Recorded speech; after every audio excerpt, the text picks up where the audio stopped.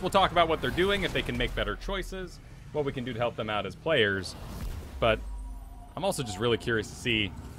Well, hey, nice! He's using the Jeff Kanata line. Solid. Yeah, go ahead. Yeah. Boo, boo, boo, boo, boo, boo. Camps are strong here. It's true. They give so much XP. Those rewards they give are really solid too, unless you end up giving them to the enemy side. That can be rather disastrous. It's basically, I mean, losing the health one can seem like it's basically the equivalent of throwing a boss. It can just be brutal.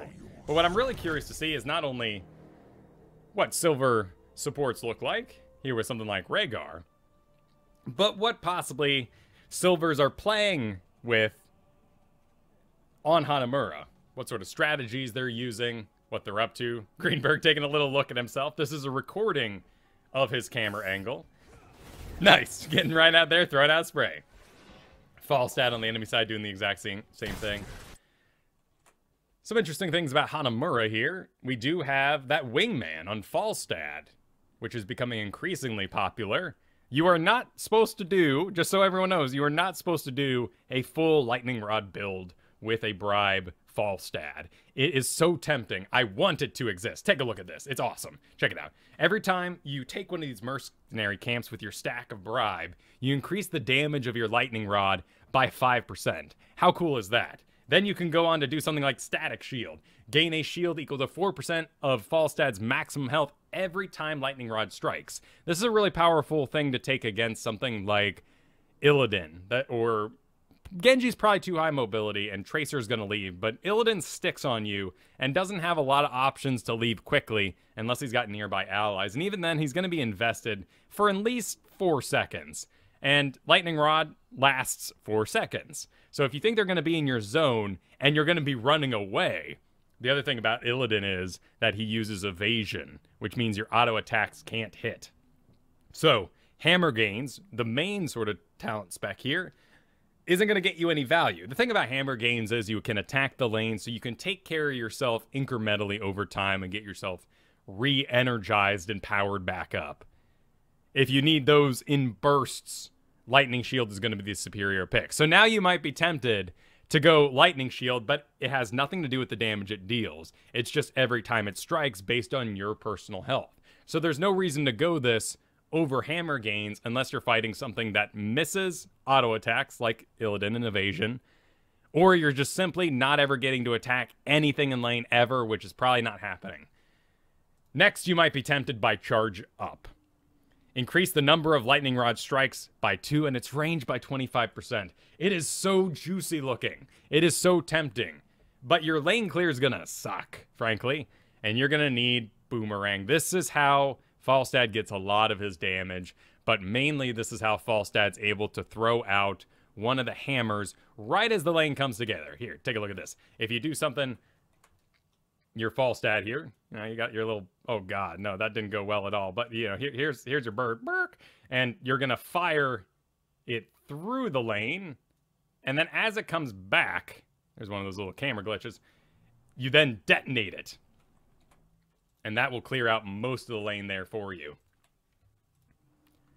And that'll give you the stacks you need for bribe, because you get them by killing lane minions. So, and then, oh man, it's just, it's so juicy. Lightning Rod deals 20% more damage each subsequent strike. Probably shouldn't do it, man. You're going to need Flow Rider. You're going to want more Hammerangs. And then you might even be tempted to do something like after. This is where things get really weird if you go a full Lightning Rod build, because you're going to be like, oh, wait, I get reduced Tailwind, but I didn't take abilities charge faster. I usually end up on like Afterburner because I have no idea what I've done to myself here. So always good to just stick to a nice solid, go with that hammer gains, go into the boomerang, take yourself, if you need Giant Killer, if you're that for the team, might be the sustain auto attacks here. Yeah, Arthas, Artanis, Giant Killer wouldn't be bad here, and then still kind of stick with that Airy Gust. But that's a really popular build that you'll see on this map a lot. Sammy is pretty good at taking camps for us, though. Reghar doesn't have a bad time with it either. Lightning Bod is great for taking camps and giving yourself a little bit of extra lane clear on an ally. Also casts an untalented version on himself, so you get 2 of those spinning around. Reactive Parry. doesn't make a lick of sense, but you guys have been around here long enough. You guys know that I'm not a big fan of parry unless you're 1v1ing versus Arthas on Braxis or something like that, or you're fighting hammers or rainers. Amateur opponent all the way in my book, but let's go ahead and get refocused here on Greenberger. Just pointing out a popular build there for Falstad and making sure you guys know not to invest in it too heavy, but we'll keep an eye on it here as it comes together. Li Ming doing power hungry up there.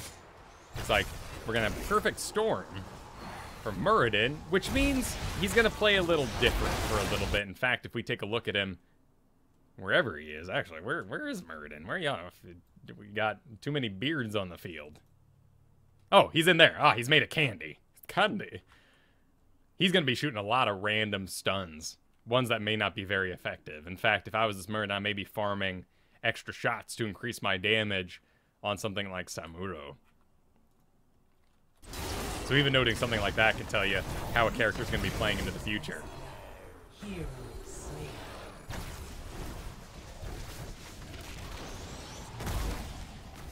Now, Reghar is solo supporting here. Reghar does have pretty darn long cooldowns. If you're not familiar with him, it's 9 seconds. It's not crazy. But that first wave is going to do the majority of the healing. Lightning Bond doesn't give you any actual support until you take a talent much, much later in the game. And then, of course, Earthbind Totem, which is a little bit of control.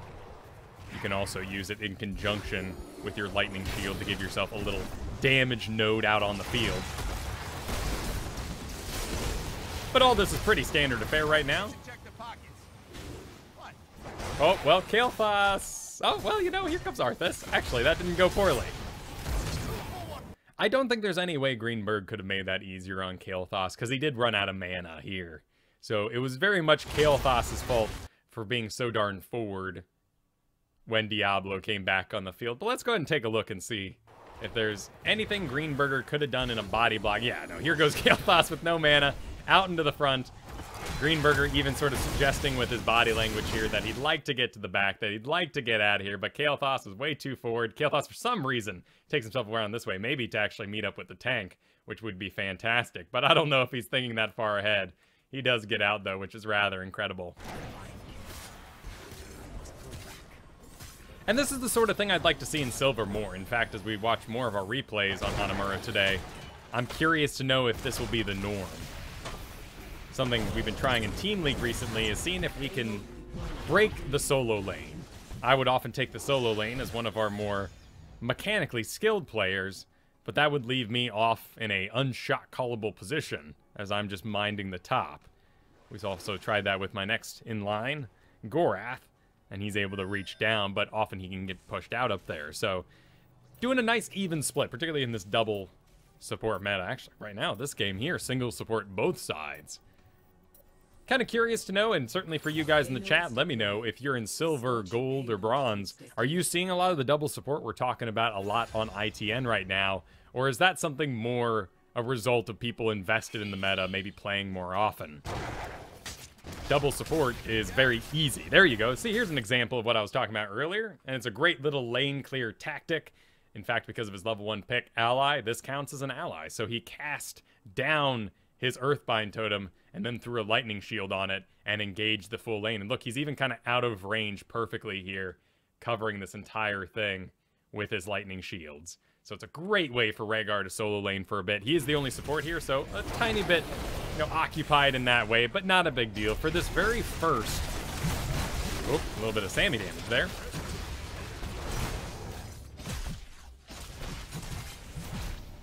I wonder if Greenberg became a little confused, perhaps, seeing those Sammy illusions go forward, suddenly finding himself out as the real Sammy backed up. They are noted by that golden shimmer they have. Oh, back to it. But here in this corner, there's really no way to avoid putting your back to the wall with Diablo going in. So for this very first objective on Hanamura, it seems almost unanimously agreed that it is a gentleman's agreement. This is probably the most chaos I have ever seen on a Hanamura map, in fact. The fact that Falstad's even trying, that these guys are even interacting down here, is bizarre to me. You would never see anything like this in my league. Teams are so focused on maintaining the soak that they just let the first objective go because they don't want to get behind in levels. You see it occasionally. No double support in bronze right now. Cool, thanks for letting me know that. So the thing about double support is it's reactionary. Whatever damage goes out, you then can react to it by healing it up. So double support can often be an easier execution, particularly while their damage is so high right now. But it makes sense. People have been doing things this way for a long time. I wouldn't be surprised if the lower leagues are a little more immune to the crazy meta swings of the top as we continually try to find ways to do things easier.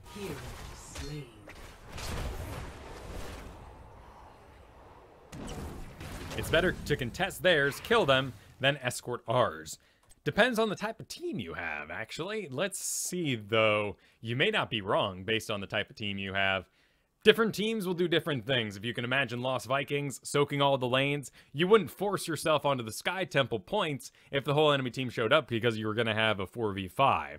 So depending on what's going on around you, the strategy is always changing. Here in Silver, Bronze, Gold, those strategies often don't change, which is why building a nice team fight wombo combo kind of style team can just be easier. But we have some decent Clog, and let's look for that. So we got a Diablo, we got a Muradin. So this is the engagement tank. This is the regeneration tank. Muradin's going to leap in, take the majority of the damage. Diablo here is going to look for isolations, get a stun, maybe pull someone off to the side so they can be isolated and killed by the likes of Falstad and Li Ming. Single support there. The root should follow up the Diablo engage, so both these characters interact, then these two react to this, while Muradin basically marauds like a crazy man and gets as much damage into him as possible, almost World of Warcraft style. Let's take a look at our side. We have big ol' swaps, so that can be an engagement as you go grab somebody and then bring them back to your team. This can be at level 10, our regeneration tank, depending on what he decides to go. If he goes ghouls, he'll be able to do sort of the same Muradin thing, go in deep, take a ton of damage, and then start walking out with those people kited behind him while the Artanis and his pick are destroyed by something like Samuro.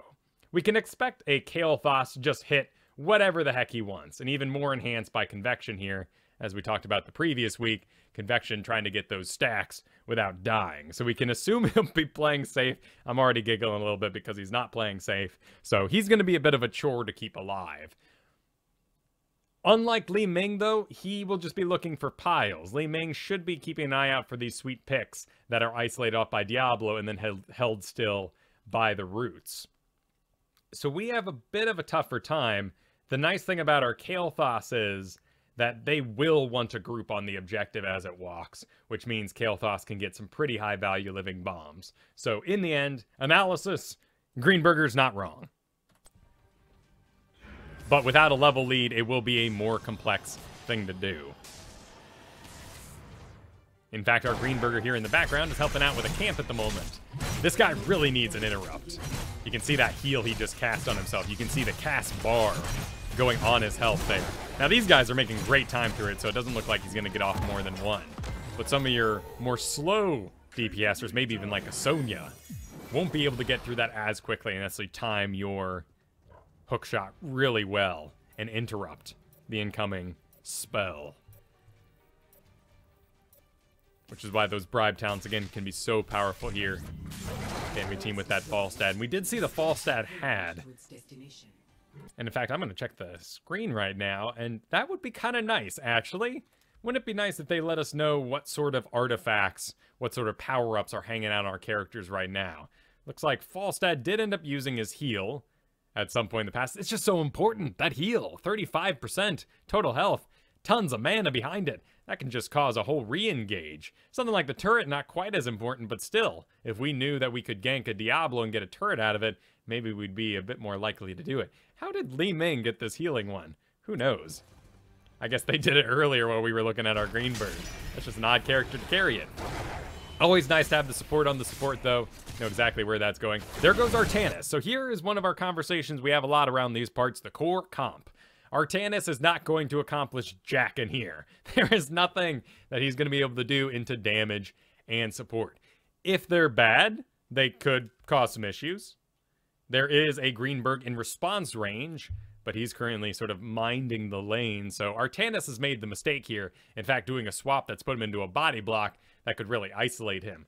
His main goal, if you're this Artanis, would be to attack the Li Ming and stutter step around her so that those missiles miss as much as possible, and hopefully the orb flies as well. If you're in her face, the orb does less damage. Since we are doing Learn to Play here, there's a lot of new players in the field. Let's go ahead and talk about Arcane Orb real fast. Fire an orb that travels, dealing 161 damage. That's not bad, but the amount it travels increases the damage up to 484. And ultimately, that range is pretty darn small. In fact, we may be able to show it, but these things can be a little silly. Let's see. Arcane Orb. Looks like the replay doesn't want to show the range today, so let's just do a nice little doodle here.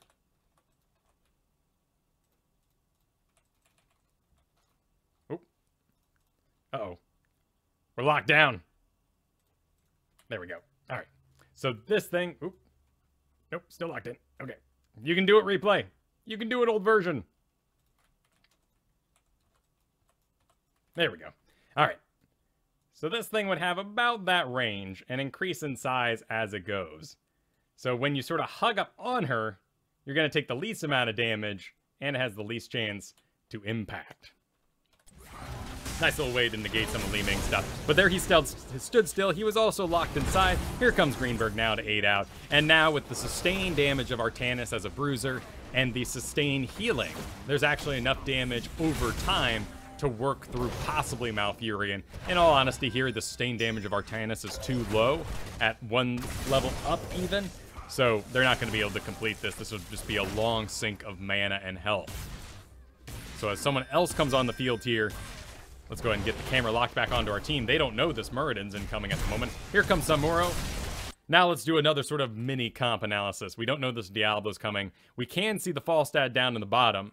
Now we have the damage. Now Artanis can think more like a tank. And now we have a support. Now this is dual time. We even have the sustained damage of something like Samuro, which means Muradin can be killed. Without that, it's pretty hard to do, particularly when it comes to burst damage. It's going to be really, really hard for even an explosion of what's Kael'thas sitting on right now. He's sitting on 421 damage, woo-wee, every 7 seconds. Yeah, let's take a look at Muradin's health. Actually, we won't be able to because we're still locked on to Reghar due to our glitches here. Everybody has the exact same health as Reghar. Well, Muradin's sitting on a lot of health. You can see all these little boxes.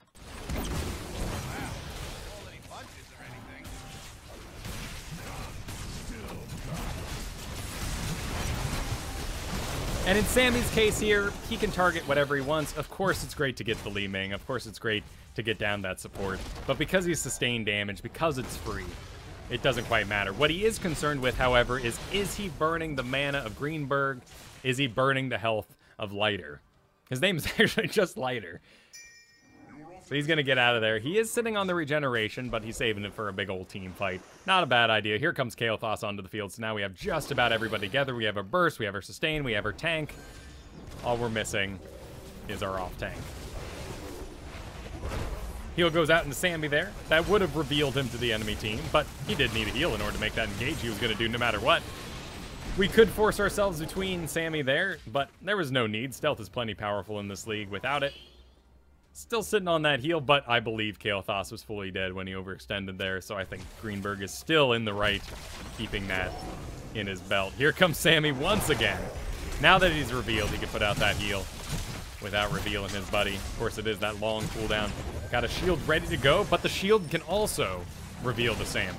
If you think that the shield is spinning around one of them and he makes two illusions that don't have shields, people know exactly which one to target. Same thing happens with Abba hats all the time, or any sort of visual buff you're going to put on Ally. Greenberg was very smart there to veer off to the side. If he would have ran back in a straight line, he could have met the wall here, which meant Diablo might have hit him out and gotten a stun. So certainly for the better there. They do have a level lead. We're starting to get stuck in that bad reactionary spot of just responding to what they're doing and not maintaining the soak. So how do you do that? How complex of a thought process is that? What are you going to say to a bunch of silvers and bronze? Hey guys, let's maintain soak. Have fun. I don't think that's going to work because the fun stuff's happening out of lane. So did we maybe draft a team that is too difficult team fight with? Maybe that's the place we can look. Kael'thas makes things easy. Samuro is really cool and confuses lower league players. We have two great tanks, even though they're both kind of bruisers. Maybe that makes things a little more difficult. I mean, other than double support, right? One of the nice things about double support and double tank is you can immediately acknowledge which one is less good at a certain role, and they can go off and do different things. So in this case, you know, what's likely happening is that Artanis is probably overfighting. A common problem for Artanis because Arthas is just the better tank in most cases because of his regeneration and his snags for his team. This guy wants to fight all the time, but he's really good at mercs. So these two together should be thinking to themselves, yeah, I'm really good at laning and merking. Let's go ahead and let this core group fight it out. Maybe even Kael'thas can lane. That's the weird part, right? Is Kael'thas really can't lane. So we're going to fall a little bit behind in XP here as we start to lose the fights out. There goes Kael'thas once again. Nice unstoppable, though. That does stop things from going in on him. Really important to note there. That was a really cool move by Greenberg. Put out a cleanse. Minute cooldown. Target is unstoppable for 1 second. That meant that Diablo couldn't even actually cast his spells because they do those stuns. Here, if we're looking at Diablo, particularly this overpower, which would have fully been in range of Kael'thas there, grab a target and slam it behind Diablo, he can't even cast this. He can't even misclick it. It's just that it doesn't go off and it doesn't get cast. So pre-cleansing like that was a really powerful strategy to get Kael'thas out of there. Probably saved his life. And now we actually cleaned up the back line. So that's pretty darn powerful. Nice job. Now Kael'thas extends past the support, stepping over the tank now. Oh my god. I don't even really want to watch this. Oh. I looked just in time. Oh dear. That's horrible. Yeah.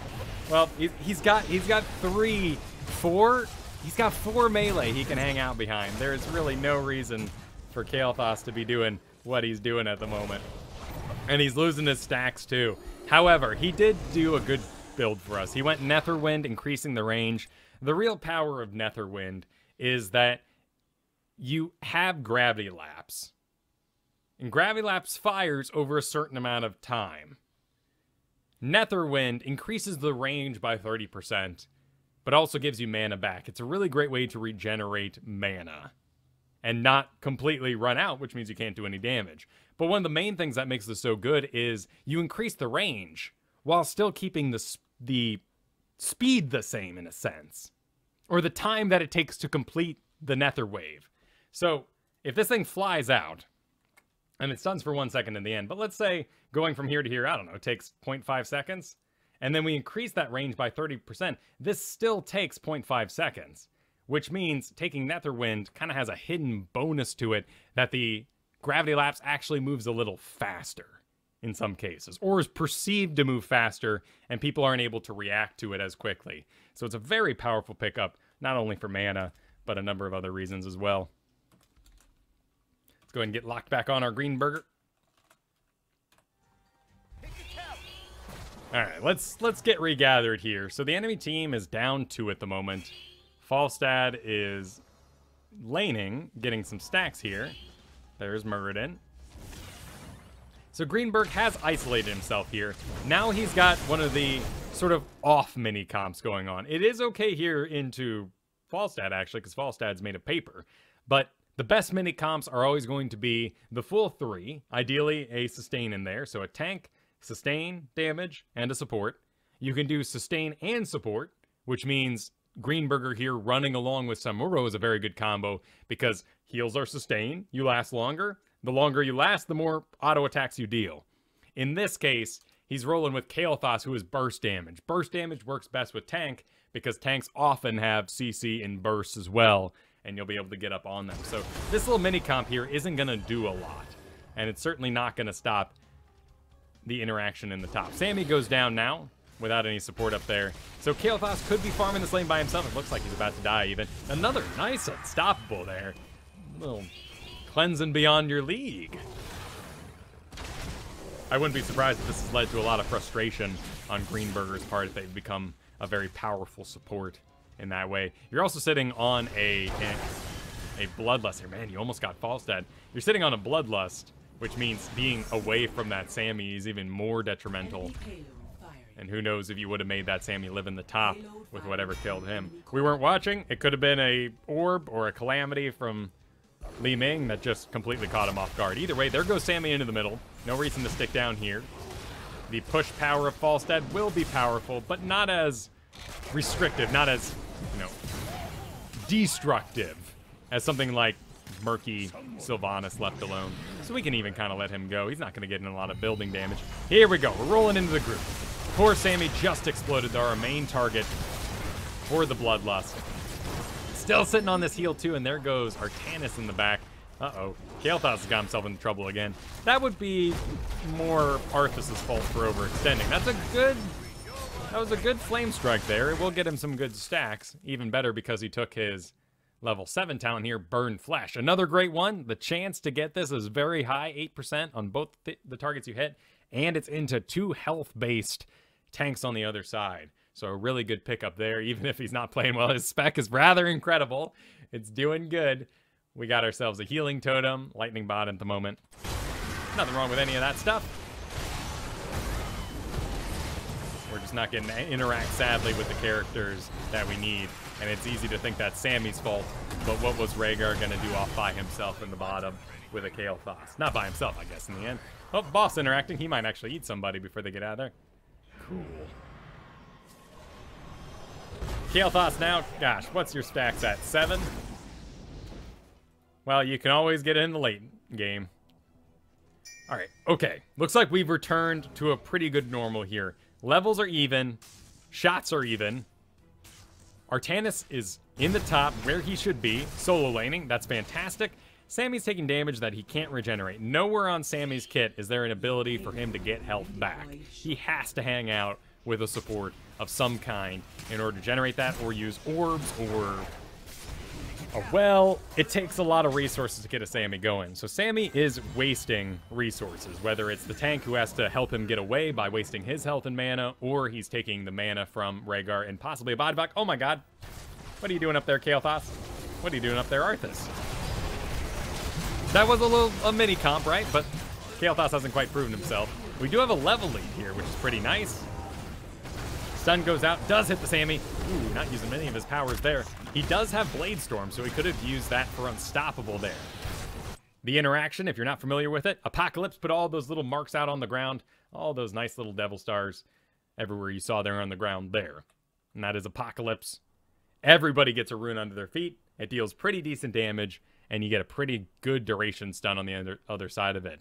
This interaction, Blade Storm, makes you unstoppable for 4 seconds. So he could have used it to deal damage, but it does very much reveal you. The big spinning Samuro is the one who is the real one and will often be targeted down. We got some great questions piling up in the chat here. Let me guess, Kale finished his stacking quest? Yes, that is true. Should they let that payload come out further and engage in lane so the distance of safe retreat is longer? That's an interesting thought, Babel, and I don't think we're quite there yet. But it's very interesting, isn't it, to think about what sort of interactions we should be doing with this. To fight up here on their side is very dangerous because we can be attacked from there, but also attacked around the back. As it goes into the lane, is this the safest spot? Well, certainly for someone like Azul, because he would be regenerating and building things off the lane. Maybe even some Leoric talents that are cute that allow you to get health and mana back as the game goes on. I'm sure we'll find out with time. In fact, let's see. Let's actually see. There's a really fascinating thing on HOTS logs called a heat map. And I don't know if they've done one yet for Hanamura. But that would be really cool to see if that is up already. Well, at least the ads are getting a little nicer, you know? I actually saw a Heroes ad on here the other day. Let's see. Statistics. We would want map objectives, maybe. Ooh, maybe they have some statistics up for Hanamura. Some of these maps are missing at the moment. Nah, nothing there. Hero details, draft helper, map objective, score results, team composition, map, match awards. Here we go, heat maps. Yeah. Oh, yeah. Sweet, it is up. Awesome. Gosh, these things are cool. We'll go ahead and let it load here. But a heat map is the coordinated piles of deaths that have happened. Looks like it's not actually going to load the background image, possibly. But we can definitely see where the 2 lanes are, right? I mean, here is, down at the bottom here is lane number 1. Here's lane number 2. Looks like actually very few people die in the boss area. This would be right outside the fort, bottom fort, around there. Here's the keeps that no one ever really gets to. And then, of course, the cores that you can't interact with in the back. So this choke right here, yeah, oh my goodness, look at those 2. Which would put us right in game here. This danger rock. And this danger rock here, of which we shall now officially name them the danger rocks. Probably avoid the danger rocks in that case. That's cool. I'm glad that's up. Let's find Greenberg.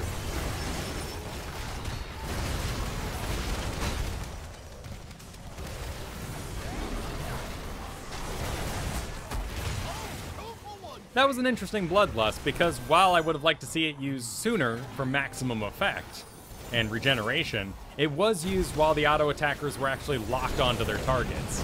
Sadly, Sammy did go down really early in that last fight, so the bloodlust was not able to help him out. But Greenberger's doing a good job kind of making sure everyone's invested before he activates it. I'd say so far, you're babying it. It's a 90-second cooldown. That's really long. You're getting close to that 2-minute mark. It's tough to let this thing fly. But remember, just like Phoenix probably the easiest one of these sort of ults to think about because it's nothing but pure damage. 60-second cooldown, you cast it every minute, you get maximum DPS. If you have it on cooldown for 9 seconds and you do that, you know, 10 times, you've now missed out on a Phoenix and a half. So cast more spells. It's a great way to increase your contribution. Find excuses. Even if you need to Phoenix a front wall of a fort or something like that. Even if you have to Phoenix something like that, that's great. That's great. Now just find excuses. Hyperion does bonus damage to buildings, so cast it whenever there's a building in range. Anytime these guys are locked on, we can do that bloodlust. Now here goes Kael'thas again. He's on that side angle, which makes Genji's just so happy. And Kael'thas has to have some major problems versus things like stealthies. That's not bad. That's not bad. It was used at the same time. Oh, there. Oh, no. We just keep... Okay, it was close. We're so close to almost getting a bloodlust here, which would be a great way to get everybody finished up, burning through that fort real quick. But we did run out of mana.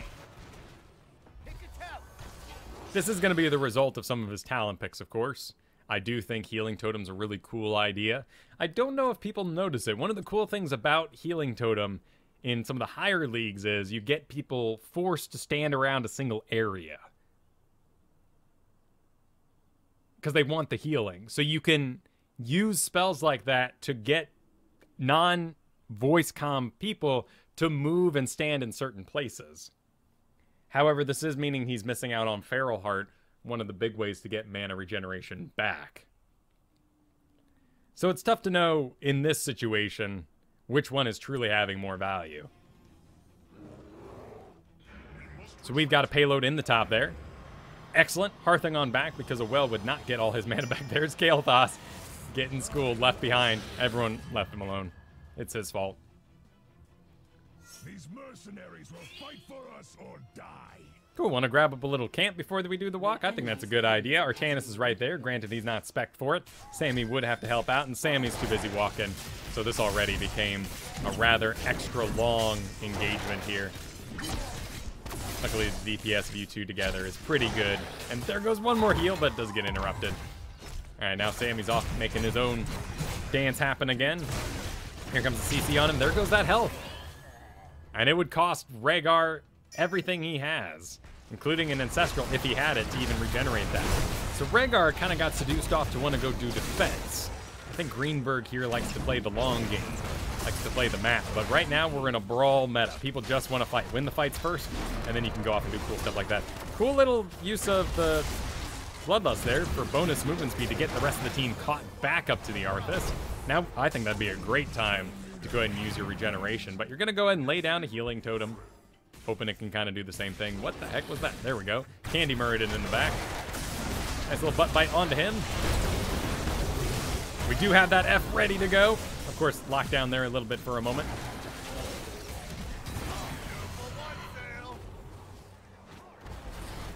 I think that's a Gaslow announcer going in the background. 2-for-1 sale. Nice. Kael'thas standing inside of the lane minions there. And it is a, as we talked about earlier, wingman Falstad. Which means, of course, the hammer is going to hit him because Falstad wants to be hitting lane minions. Don't stand in the lane minions when you're fighting against people who stack on lane minions. You're going to take a lot of extra damage.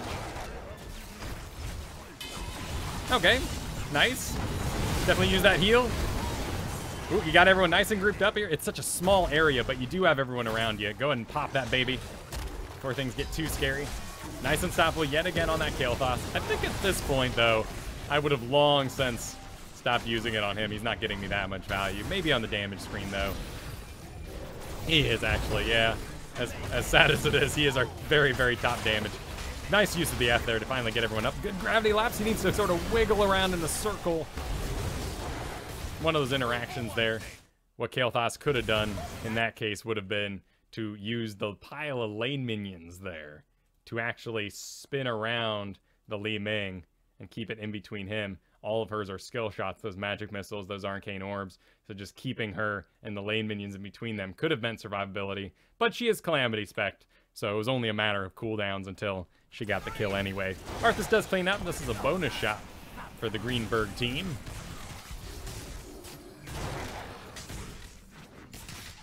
And everybody's dead, so we can do whatever we want here. Arthas making a huge error by hearthing back there. I don't care what your health is. I don't care what your mana is. There is something you can do on the map with a friend, with a support that still has mana. Everybody was dead on the enemy team. Hearthing back is a horrible, horrible plan. Never do it. Don't refresh. Don't get freshened up. You might have even gotten those skills from League of Legends or Dota, as you saw those long death timers and the need to shop. You don't need to shop, and here's the storm. Just keep on going. Soak things, kill things. That'll be a mighty increase in the speed that we take this, though. We are likely... Okay, there's the payload moving with 2 on it, so I guess this boss is clean. And 1 shot to finish it out, even when we have a bonus shot still sitting there. GG easy, says Artanis. I think Kael'thas made that game a lot harder than it needed to be, but then again, it is silver, so mechanical play is going to be a little lower. Games will just be a little harder than they need to be when it comes to that point. MVP goes out for Arthas. Let's take a look at the damage. Greenberg, 21,000, so actually a little low for Reghar. We can think here, you know, how much use was made of maybe the level 1 Lightning Shield talent, perhaps. Could we read into that, perhaps? Was there more auto attacks that could have been butt bites, perhaps, for that crit damage? Maybe.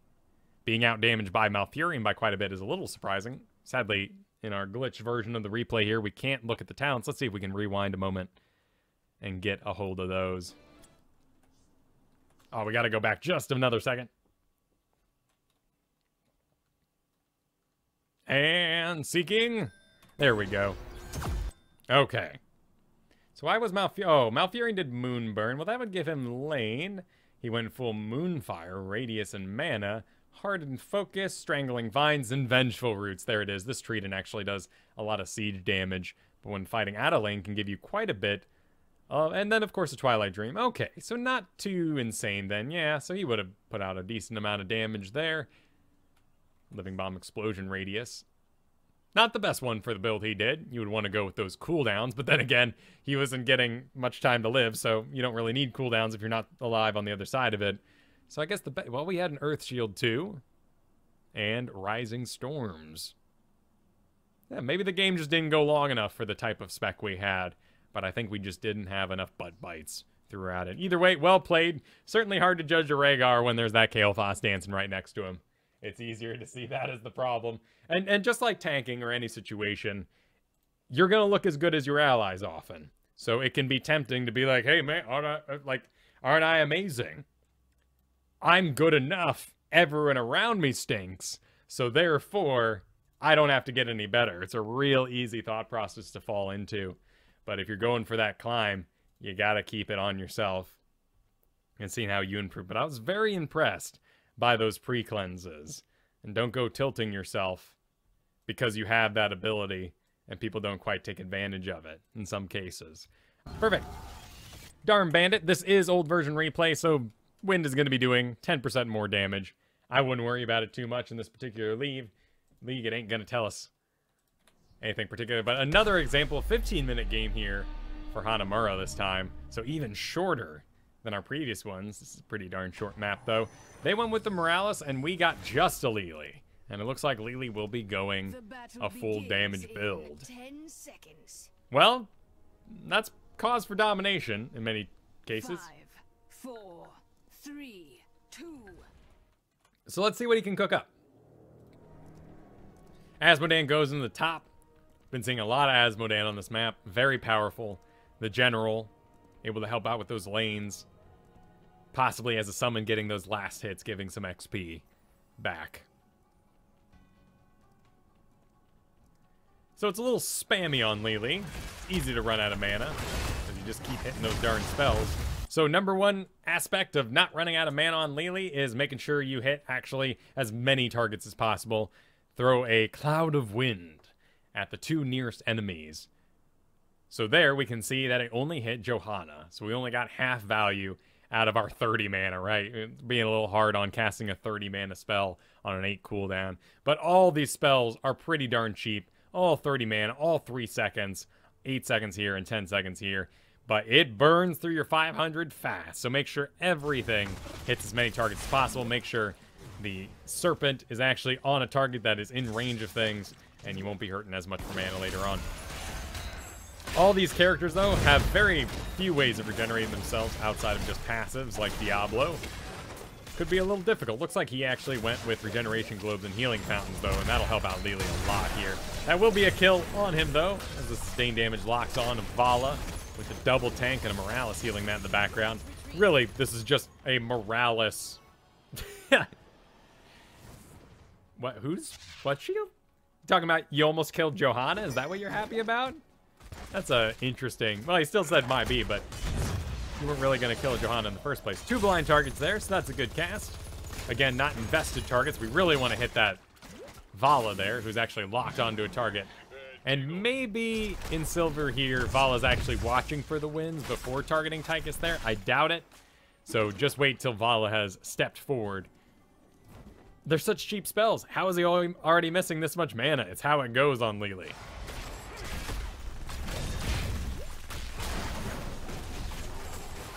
Good Tychus damage into Johanna there.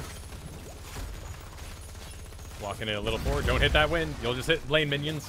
Awesome. Here, if he's going a little easy on mana, it's fine to just start skipping the Cloud Serpent. Just deals a little bit of bonus damage unless you're actually speccing into it. Great for sending with solo agents like Genji, Illidan, Greymane, who might go off on his own a little too far. With Sammy, you would still run into that same problem as you're going to reveal the real one out. So here, our strategy would be to just soak. Maintain the lanes, make sure that soak continues to roll into our guys, and then the guy with the weirdest job to do goes off and does the payload by himself. He may get ganked, but he should play safe, keep his eyes open, watching all those lanes. So here we are abandoning the bottom lane and that XP. We can see if it punishes them on those ticks in the top. Looks like they're not going to soak it out either. In fact, Asmodan doing more soak than the enemy team here. Now we're about even. The payload pushes through, so they're actually going to clean up that XP as well. So with Asmodan's help, we're actually going to stay right on ahead. Nothing bad's going to happen up here, though. Now, Lily is the only support. If this was a double support comp, Lily here would be able to stay in lane. The main support would stick with the team. Here we definitely have the solo laner of Asmodan, but who would stay in the bottom? Probably Tychus? It's not an easy equation anymore. Little isolation there onto a Thrall, actually. In that case, would have been a great opportunity to get out that Cloud Serpent. Is cast rather late. Who did actually go on to? It looked like one of the non-damage dealers at the moment, so they actually took it away. Yeah, Diablo took it up into the top there. So that 30 mana didn't get much value out of itself. Still, minor notes, but this is the stuff that adds up to 3 minutes later being out of mana. Nice win there, good burst damage. Tychus will finish that off. We'll get a kill. Looks like Varian and Vala. Yep, good pings, good pings. Looks like you pinged there as well, along with 2 others. So you guys are making the right choice here. To respond to the bottom would be a big old reactionary problem. You get all the way down there. They've possibly already gotten through half the fort anyway.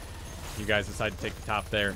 Asmodan going back for some reason or another. I guess he's obsessed with the defense, sadly, too. Of all the guys that should be sticking it out in the top here and helping you guys push, he goes back. But Lunara is going to defend. It doesn't look like there's too much damage into that fort. Sadly, though, this means Varian could be on his way. We got to bail here. So, in the end, nobody gets nothing.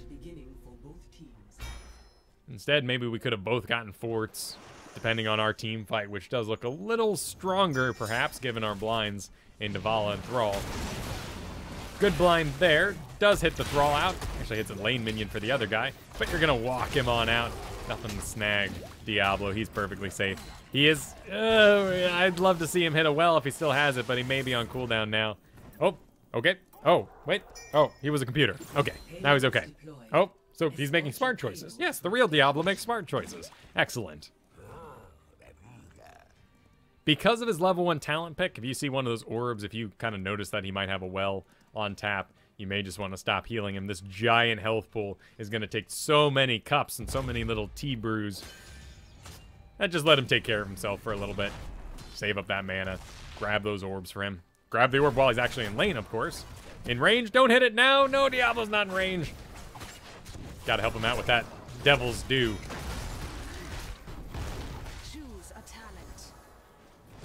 By the way, if you're not familiar with Diablo, we should probably go into that a little more. Here, he has a Black Soul Stone. He is absorbing souls. He gains 10 souls per hero killed, 1 soul per minion, up to 100. For each soul, he gets maximum health. And if he has 100 souls, if he dies, he resurrects. So based on the number of souls he has, those orbs, those wells, are increasing their contribution to him even more. So if he hasn't died in a while, you can expect that he's sitting on a number of souls.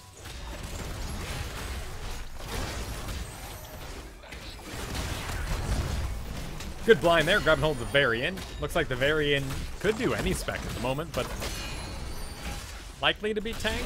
I don't know, actually. These days, rather impossible to tell what's going on there. Really want to favor those blinds into hitting that Vala so we can assume that previous blind was an error. Lunara goes down. We don't have enough mana, so what sort of spells did we cast in the past? What Hearth didn't we take along with maybe Asmodan at some point? Where was the error made in mana management that caused this lack? Well, there's lots of problems that may have happened. Maybe Asmodan was a little too focused on the lane. Asmodan comes in small bursts of team fight. Once he's thrown out his orb, maybe locked on a laser, he's basically spent until he can get another orb ready to go before 10. And even then, if he goes Black Pool, it's all about that single orb. So once the Asmodan orb is struck, if you're not about to win, it's time to back it up. Got great sustain damage here with your Lunara and your Tychus.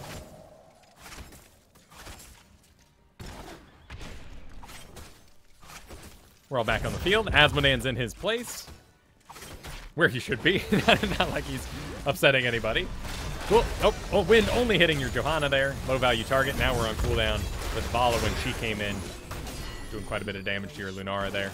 Good auto attacks. Actually, I mean, I'm here focused on your wins because I want you to be reducing the damage because you're the solo support doing an aggressive build. Looks like you actually took yourself, I think, smartly onto another talent that's the good stuff. Additional heal over 6 seconds. That Lightning Serpent is what most people are doing for the aggressive build as a secondary support. I do like that's the good stuff. It's easy. Pitch perfect can be nice as well. It's really personal preference here. As for the cleanse, though, Root, Condemn, and maybe Taunt. It really comes down to personal skill. Our last guy, Greenberg, really good at that cleanse. I, myself, not too great of a cleanser. So don't feel forced to pick cleanse if you're not that good at it, unless you're facing something like a Bone Prison or a Chromie Rewind. Okay, we got another off-rotation win there. Heals keep rolling off, though. Let's get that win right into Vala's face. Okay, there we go. Nice. And Vala has to retreat. That sustained damage, though, so dangerous for the tanks. A little bit of an overextend, perhaps, but Lunara's right there with him. Good blind yet again. And you see that Vala has to run for it. She's very aware of that stuff. She is not attacking while blinded. Asmodan walking his in the top, actually. This will be a nice little move here. And that will give you guys the 10. Actually, I don't know if this gives XP. That might have been trickle there.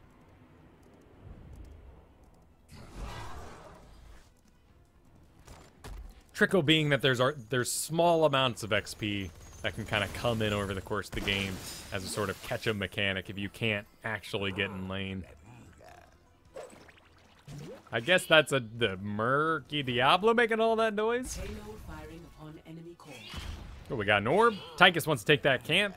He's a little slow at it, so yeah, don't let him do it by himself. Lunara's going back for some bizarre reason, probably because she's thinking in that shopping Dota League of Legends mentality. I just did something cool. I'm going to go get freshened up and buy my items and pick my talents. No, stay on the field. Get something done. We maybe could have taken the site camp on their side. Done something else cool. Now she's taking a little breather, maybe adjusting her Spotify. So who knows what's going on back there. Yep, and you were in the right here. There's nothing you can do. Anything you do in here, that's a waste of mana. Yep, what'd you do? You took damage, and you spent 60 mana. Completely ineffective. Nothing wrong. We all want to get out there. We all want to be doing something cool all the time. That's why auto attacks are awesome. They're free. So put some auto attacks out if you're bored. Good little blind into Thrall there, who is actually going to run forward with a Wind Fury, and he's going to get wrecked because he missed all those. He had to pop his Earthquake there for regeneration. For those of you not in the know, Earthquake has some rather unique features for it. After half a second, summon a massive Earthquake that pulses every 4 seconds. Pulses 3 times. Pulse lasts 2 seconds, slowing all enemies in the area by 50% and dealing damage. That damage, every time it ticks, gives him a stack of Frostwolf Resilience.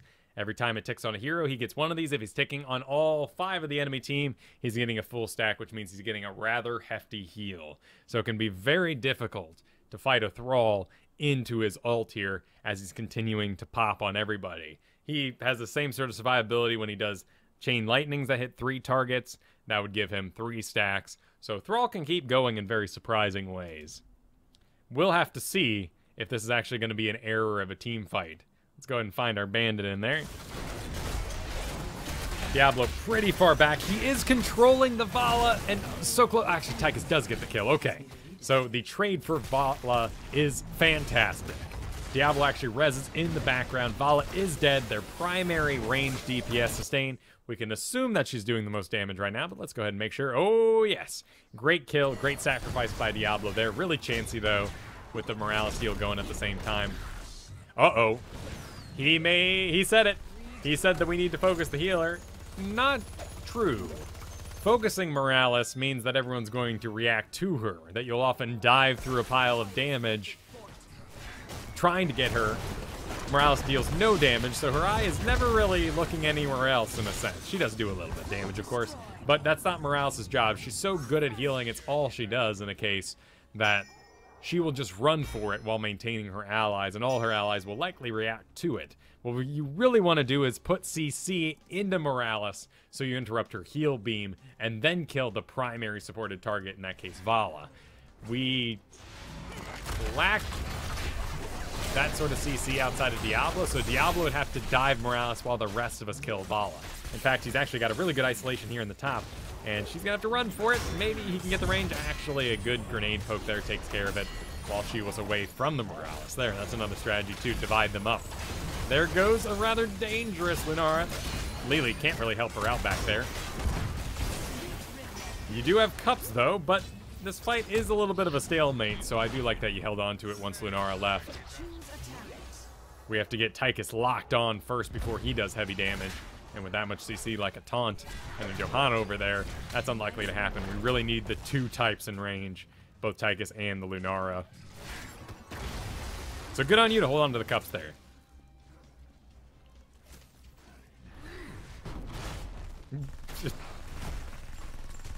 It's something to kill, right? I guess that's what's going on. I mean, it will allow him to access easier, possibly.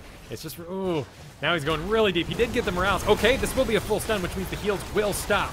Let's go ahead and take a look at that example, because this is really important. You hear stuff like Focus Morales all the time. Diablo, this is really chancy by Diablo, but it's a very interesting move and does succeed in what he wants it to do. So here's Morales. Here's her heal beam.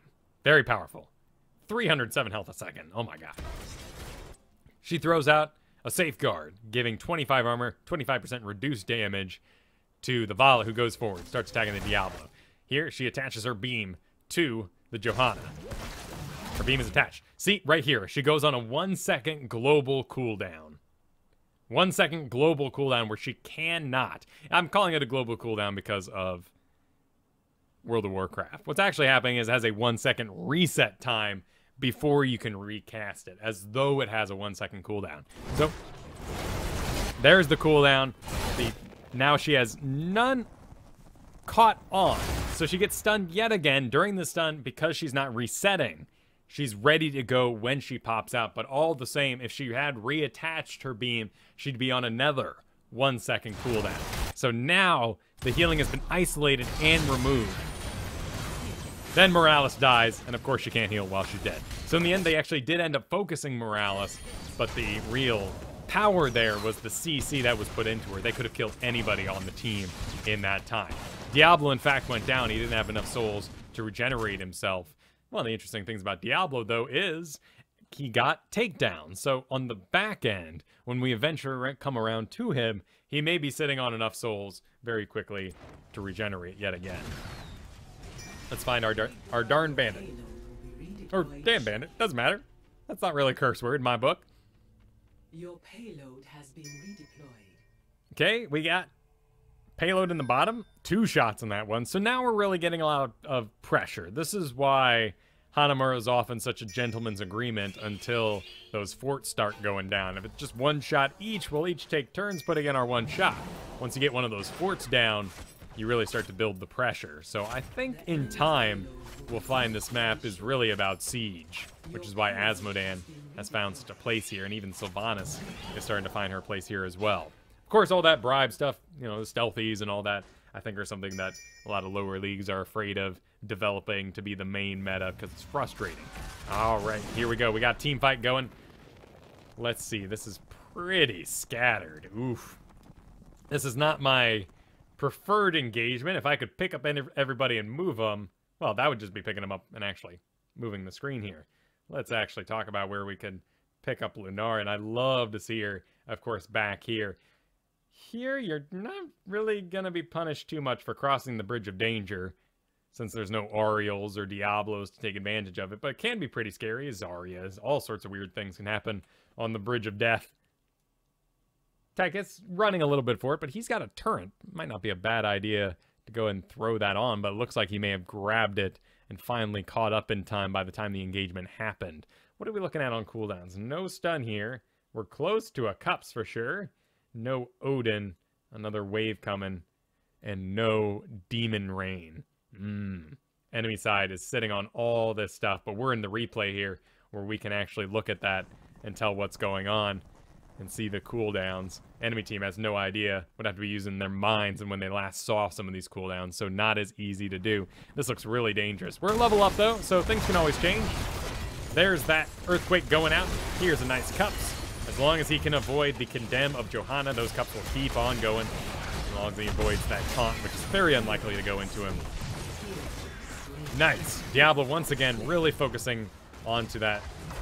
And the poison damage is actually going to take care of everything.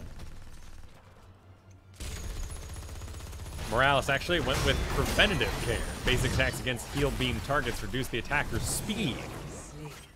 Kind of a cute idea into Lunara and Tychus. One of the things about Morales is that her Caduceus Reactor regenerates much along the lines of a Muradin. So Morales doesn't have a way to target herself with her own heals, which is why you'll often see them do something along the lines of... We see Lily's picture down here. I'm actually selecting Morales at the moment. But Couples Therapy allows a little bit of healing to bounce back onto Morales so she can be a little more resilient. But Diablo's doing a great job with the CC here on Morales. While he said the phrase, he said the words, the bad words of Focus Morales in a sense, he is doing it correctly and doing a great job.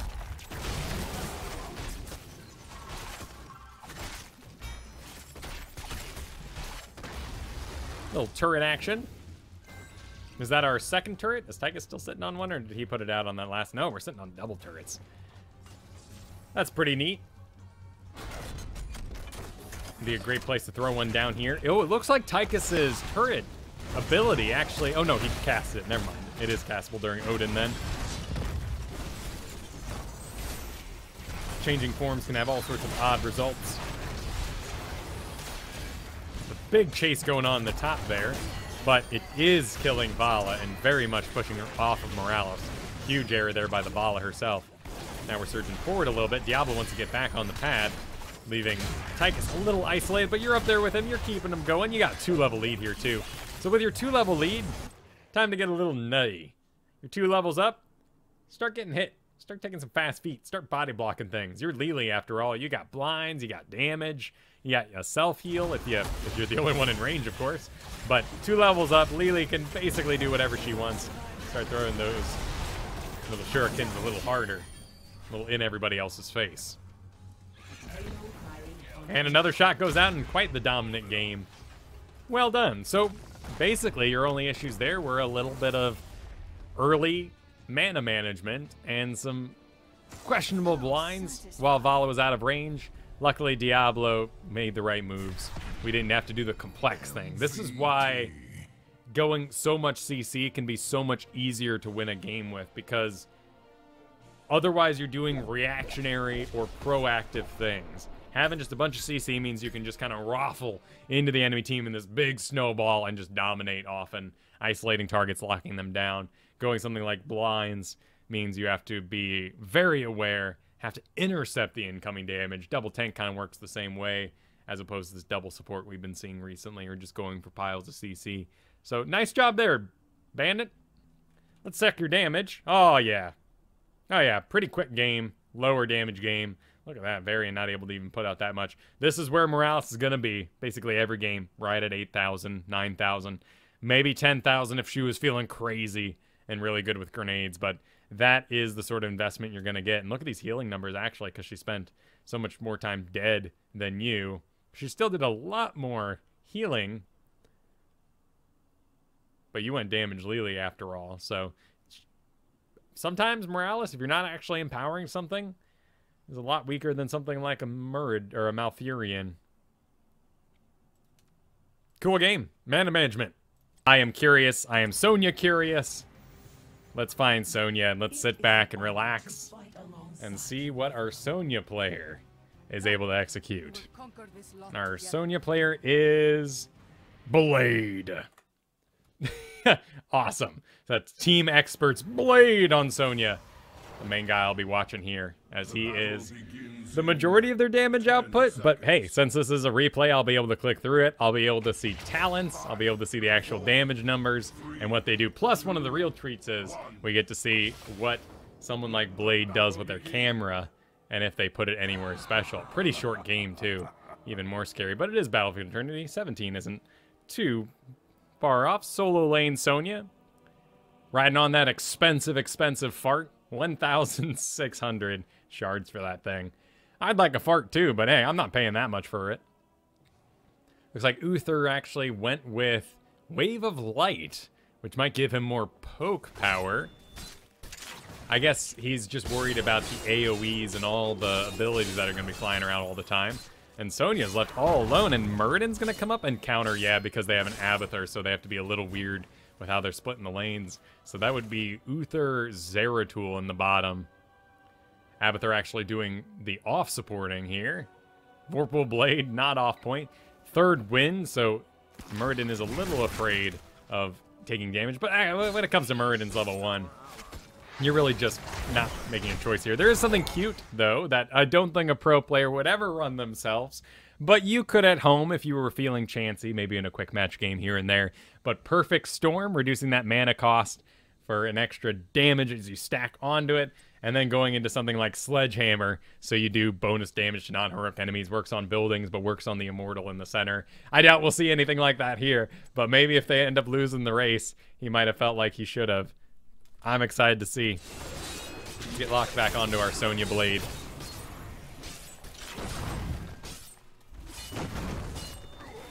Not too stutter steppy, actually. I mean, granted, she's mostly spell damage unless she's actually out of energy in the first place. Out of that rage. Is it actually rage for her? Fury. Ah, it's fury, of course. Warriors have rage. Sonya has fury. Are you ready, heroes? We approach your position. Okay. So basically just parks her butt on top, clears it as fast as possible. That would be the strategy right now. Saving up fury at the moment. Blows a little bit there. That's interesting. Just to get rid of that locust really quick to get him up on the wall. Kind of hovering, right? So looks like she's going to be the one on defense. Oddly enough. There's the Zeratul. Ganking guys in the back end, holding Malfurion, actually. And still Sonya stays on the zoning. Kind of surprising there. They're actually winning the race. So Sonya's going to go back into soak range. And just start soaking again. Since they're down that Malfurion. Now it's gone full on defense in the bottom. Zeratul actually dying to the map objective. Li Ming cleaning up too. So she's just Sylvanas-ing this in the top. And just plowing through as hard as possible. Look how Blade really keeps the camera too towards the bottom half of the map so he can see anybody who might come in on him. Maybe trying to see if he can get an Abathur possibly as that lane pushes out. Just remaining slightly off site there and moving around the side. So the swap's going to happen now. It'll go left and right, which means our blue team will be able to lock on, but they would want to run forward here and stop that Li Ming. Li Ming doing power hungry, in fact, but then into a magic missile build.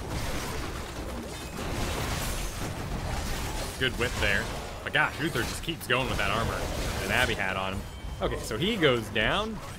Sadly, that means they've left the enemy side open for that Li Ming, who's just pounding away at it. So they do lose the first one in their comp. That makes sense. Supports need to scale up a little bit with their talents to be doing more damage. Otherwise, they do kind of start off as full-blown supports in a sense. There's that Lili build, the double wins. Still not pre the nerf, so 50% bonus damage and then hitting more targets. Ariel doing... Actually, this is kind of interesting. Ariel went with Righteous Assaults, reducing the cooldown of sweep by 3 seconds for each enemy hero hit. And then Majestic Span. But it's not in the middle. It's only any hero's hit. So that's interesting. So she's planning to just park herself with bigger sweeps on top of the Immortal and hit people and do it over and over and over again. That could be a really powerful way to get more DPS. I was thinking, of course, of doing more of a whip build here for stuns, but I guess when you've also got a root, you've got your normal stun anyway, and the Lili, you maybe don't need to sit on more CC than that. Spinning, wow, actually spinning past a level down here too, fighting outside the Immortal's range. Pretty chancy. Arthas taking quite a bit of damage, but hey, then again, 3 supports, right? And they isolate down almost Li Ming, and they do get a hold of her.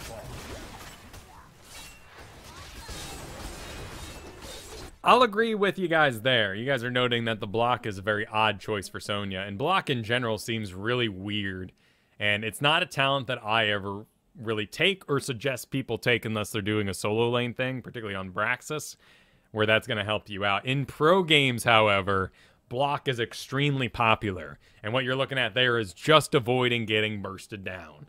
And they don't really care if they're going to absorb a high-value auto attack. They just want to reduce some instance of damage by some amount so that they come out the other side alive. But it can be really weird. Sonya actually catching this lane out a little early, maybe to stop it from pushing in. I don't think it would have done any actual building damage. So maybe just making sure things are efficient, well pushed out. So when they go into this top lane, the bottom lane there is already absorbed and pushed out, or the top lane there. So it could have just been an XP strategy. Not anything more fancy than that. Here comes a Muradin who might...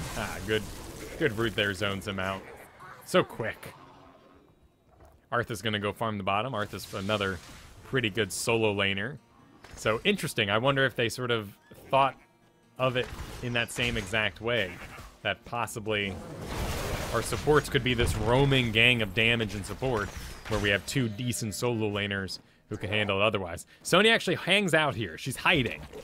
But that means she's getting XP. She's in XP. And you can even see that Blade actually adjusted himself slightly forward there so he could be in range of the XP should that one little almost dead minion have died there. Then once he sees people in the bottom, in this case Li Ming and Uther, so the majority of the damage that's not going to pop out in the gank style anyway, Doesn't know where Zeratul is at the moment, but that means Abathur, Zeratul, Sonya with a little bit of movement speed and regeneration, able to run away from that, no problem. So I guess having pushed into the tower range there, lets it go. Gonna go ahead and wiggle around, see if he's needed in the bottom. And looks like he is. There's a Lily running for it. Just staying engaged. The support's getting a little divided, but there's support going into the support. Sonya's on the scene. Oh gosh, that damage into Uther. Wow, great dodge on the Arcane Orb too. Just perfectly parting the waters there as everybody gets out of the way. It is time. Well, you know, we could say, oh, this is taking a little late, but they did win a fight there. Uther is down at the moment, so Sonya ends up plowing through it. They're actually going to go defend bottom first. They know both. Ah, gosh, they get Zeratul as well. So now there's not too much chance of them winning this initial bit of the Immortal, though Sonya is going to go on attack, it looks like. So what changed? Poison Spear and focused attacks. Heroes only. Against heroes, 60% bonus damage. Attacks reduces by 1. So she's going to go lane and have a little bit of engage bonus damage, but is actually not really spec'd for doing immortal damage at the moment. In fact, entirely based on laning. And double support Arthas. Let's take a look at the numbers right now before we hit 10 and those powers enter play. Lily is actually leading the way here. Bad Benny silenced. Arthas, Ariel, Sonya. Wow, Sonya. Okay, so that's all siege damage, which would be the objective as well, but she hasn't really touched it. So it's all been lane. XP contribution there. Abathur doing a little bit of double soak to make up for that, as he's been a little too far back to soak in most cases. But let's find Abathur. Okay, he's down here, right behind the wall, soaking that XP as it dies. Muradin's up there. The rest of these guys are burning. Li Ming actually goes Calamity, because she wants more targeted burst damage to get through the enemy supports. So taking a bit of a hit, in my favorite build anyway, on the magic missiles into the Immortal. Seeker in the Dark, Combo Slash, Vorpal Blade, exactly how you'll see it everywhere. Skullcracker actually picked up, a hotly contested and argued over pro talent, but I think is rather powerful, particularly at interrupting spellcasters, those who have to channel anything, or who need to mind their positioning more. Really powerful against auto attackers too, because you take that little moment and interrupt their usual rhythm. Guardian of Ancient Kings. Healing a hero that is stunned, rooted, or silenced increases armor bonus they receive from demotion to 75. 75% reduced damage there. And if they're stunned, rooted, or silenced. Well, there's plenty of roots.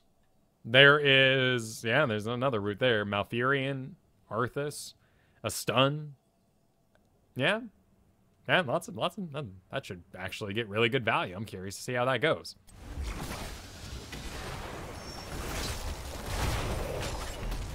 Sonya comes in, now locking on for good. Starts slamming. Still, I wonder if she's holding on to energy. If that's something that good Sonyas will do, or if it's just that it died there and Blade would have otherwise blown all the fury into the seismic slams. Oh, I didn't know there was a banner on this objective. Well, there it is in the middle. Sonya goes in. Malfurion's in range, though. Gets a pre-heal. So if she did take damage, she would be regenerating. Another pre-heal goes out. Look how busy Malfurion is there in the back. He's hitting every single one of his cooldowns, even though nobody's missing a single bit of health. Pre-healing, like you do in World of Warcraft on your druids. So they burn through. There goes that Zeratul in the back. Looks like he's bullying out. Or I guess he got caught out. Now he's having to run for it in a weird way. He wasn't bullying anybody. He's actually just stuck running for it.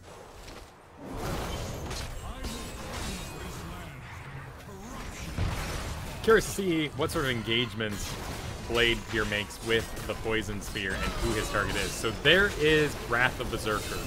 A certainly harder talent to use, but the one that most Sonyas sort of live by and very much suggest if you're going to become any sort of Sonya main. Wow!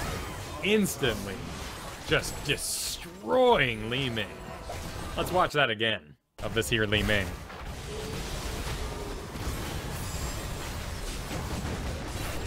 Oh, looks like he actually threw his camera to the side a little bit. Oh well. We're back on track. There's the clone Zeratul in the background, actually. Not really getting anything done. Pops out a little bit of surprise for Sports Billy there. That poison damage, he's a level up, so poison damage is always pretty bad if you're behind, but when you're ahead, dot damage into a single long cooldown support. Maybe that Abathur could help catch a little bit, but I think he was cloned at the time. So yeah, poison really powerful. Want to avoid poisons too against things like Brightwing. Lucio, any sort of passive healing, because you're not actually causing a choice. But in Uther, poison has always been amazing. Another good spear right into her face. Gosh, that hurts. Look at Uther. He doesn't even want to use a heal on her. She's so far in the back. He's got to use those heals to actually give armor to things that are going to matter, like Zeratul, who are going to take hits. So Li Ming just starts playing super safe. What a bully. There, Ariel getting a great whip into the wall. Re-engages for some Fury now. Spinning on top of everything, regenerating. Pre-heals going out from Malfurion, but people are getting a little hurt. And on the re-engage here, there's Zeratul trying to pop out, but he gets instantly whipped into the wall there. There's the Zeratul clone, immediately dies. When a clone dies, it does give a little bit of XP, even though Abathur hasn't died here. We can usually see that here on the score screen. But no, it didn't total a whole death, so I guess it's not registering here in this replay. Or maybe it ran out of time just in time. Either way, there goes. Oh! Are we gonna res? No, not in there. That's too dangerous. But Ariel does have a res. Then Ariel goes down. Ooh, wow, really good connect on Lily too. Ooh, wow, that backfired. Impressive. And they actually have all their ults together, and Sport Billy gets the kill in front too with the help of Abathur. He actually went mines and mines again to slow. But no attack speed or anything like that, so not full support, just a little bit of healing, which is interesting. For us at home, when we're looking at Abathur's, I'm very much thinking about my level 1 damage talent here. I mean, you're going to take a bunch of bonus mines anyway. Why would you take yourself onto healing and miss out on bonus damage? But I guess that's the point, right? Against triple support, mine damage isn't going to get a kill at any point. Someone will always be in the range for heals, so I guess why not just focus on what you're doing anyway. He actually went Mystic Spear too, reducing the cooldown of Ancient Spear by 3 seconds, but pulled regardless if they hit or not. That's an interesting choice given the Poison Spear, but I guess they would want more poisons more often with a increased 3-second cooldown on that. Wrath of the Berserker, increased damage dealt by 40%, reduces the durations of stuns, slows, and roots against Sonya by 50%, lasts 15 seconds, and extends 1 second for every 10 Fury gained. 40% bonus damage. Gosh, I like the CC of Leap a lot, and it makes sense in my head, but I need to learn how to Wrath of Berserker if you're gonna do any sort of Sonyaing. She's not even hitting in lane here, where she could absolutely just keep it maintained for a long, long time. Really saving it for those team fights, managing the camps for the team as they fight downward here. And I know we're looking at sort of the bum part, perhaps, of this game, but it's the part I'm most interested in. This, you know, infinite ball of sustain for Arthas is interesting in its own right, but it's definitely what we saw during the pro replay. I'm more interested in seeing how you get good at Sonya, and when you have this big of an investment behind you, how do you stay good? How do you make that investment pay off of triple support and another tank to take care of you? The supports are really balled up, too, around the defensive point. They would have a lot of CC, though, to interrupt anything that comes in there. Wow. Our bad Benny goes forward and absorbs any of the shots coming in and just gets it all regenerated off him. Sonya thinks maybe she found somebody, or is she eyeing a Zeratul? Either way, she's going to take it back in the lane. Oh, the top keep there can be pressured down, particularly if she outpushes the Abathur that's guarding everything. So, seen in lane, the enemy team advances, playing ducks. Then she rotates back into the lane to participate, running across the mines there, but that ain't gonna matter too much. Putting that damage into Murda at the moment, but he's getting zoned out. Okay, there's the Zeratul, the free Zeratul, the clone Zeratul in the back. An engage onto the Uther really seems to be the preferred target outside of the Li Ming. And then Uther goes down, so Spooky Ghost will do a little bit of healing. Actually, he is, what is he healing? I guess he's healing a stealth Zeratul in the nearby area, because you can see him doing it. It's just not hitting anything. Sonya goes for the zone while Arthas does the first bits of damage. I thought that'd be backwards. but maybe the pressure of the damage is a little higher when we look at actual auto attack. Oh my god, what happened to our Sonya portrait? It broke. Swaps up. Top lane pushed out. Oh, that bottom lane's gonna go thanks to Abathur, though. They may just burn. Arthas is actually leaving on his aura in this engagement. No heroes around, but he just wanted to burn as fast as possible. I guess they were counter racing. So a decent shield there. Pile of orbs go out, and everyone into the bottom. So no one goes into the top in this case. Gonna push real quick to make sure we're caught up to the Immortal as it lands. Arthas wants assistance for it. Can he ask for it over comms? Well, we all get used to pinging, I guess. A little bit of sight around the back in case Zeratul tries to loop around. There's a Muradin, seeing if he can get in there and do something there. They are equal level. Again, thanks to Abathur and his soak. So Sonya goes kind of like the Thrall in a lot of games. The Bruiser, with their damage, is managing the enemy tank, while the tank himself manages the enemy damage. I guess because the Bruiser has enough damage to actually sustain-wise burn through an enemy tank and make it an issue. Still no Wrath of the Berserker during any of this. Avoiding the zone so they don't get slowed. And another engagement. Really funny to see. But it makes perfect sense when you're thinking that everyone's doing a different job at the same time. Arthas, of course, has used his Syndragosa, his Jade version of it, to turn off the building there while they move forward, so there's no real rush in this engage here. So there's the Zeratul around the back. He's getting completely locked down. The clone anyway is. And Sonya just guards while they back up. He re-engages there. Zeratul comes out. And they're doing a really good job on the fence. In fact, this fight is not as cheesy as it seems when we look at it from this angle, but the sort of infinite regeneration and the lack of choices that the team has to make in order to survive is a little silly. There goes the Water Dragon, though, for that big burst damage. Actually, wow, the spear misses, pulling him over the wall, and that's a death. Ariel's resurrect range is really short, so he's gonna have to... Oh, he gets it. No one dead on the enemy side, but here it comes. There's a nice little silence, though. That silence coming from Malfurion. Engages in a stun. They're trying to burn down Muradin, but he just keeps going with an Abahat on him, thanks to this particular talent right up here. So much transference. Healed the host per enemy hit with the spike burst. So they take out the tank, they take out the Zeratul. Now there's nothing but burst damage, support, and an Abathur. That's not gonna go well. Oh, I guess that's a win. You can't stop that. Here comes a Water Dragon right on top of Uther. He gets off some armor beforehand, but the spell would have hit, and so he's only sitting on 25 armor rather than the 75. Does this only work on allies, or is it everybody? Hitting a hero? No, so it would have worked on him, but he cast too early, of course. And of course, he can't cast during his own stun. There goes the clone Li Ming. Burned in 8 seconds. Zeratul just can't do a thing, and so much CC back there. He actually does get the Lili, kind of surprising. So that's just because they're just pumping everything at this point. And that's how you win with double support. Wait, no, double tank, triple support, right? They do GG, which is nice of them. Let's take a look at the actual numbers here. Okay, so Sonya was very much focused on zoning the Muradin. I don't know how well that would go in our own Hero League games, of course. I mean, if every time an engage happens, Sonya puts everything in the tank, that sounds like grounds to get yelled at by your team. But here in a pro setting where you're making choices about that sort of thing, and you've drafted on purpose a 3-support double tank team, that was the correct choice to make, it seems. Otherwise, managing the lanes for almost the entirety of the game, not really interacting heavily with Wrath of Berserker just because the kills were already so quick on that squishy enemy team once you got down Uther. In particular, that Muradin, too, once he fell. He even only died once, but it was enough to end the game. 6 deaths on Uther. But you can figure that maybe he ran out of mana points, so maybe he did a little sacrificial, get some more heals out action. It can be a lot of healing because it is on such a short cooldown. But otherwise, it's all XP.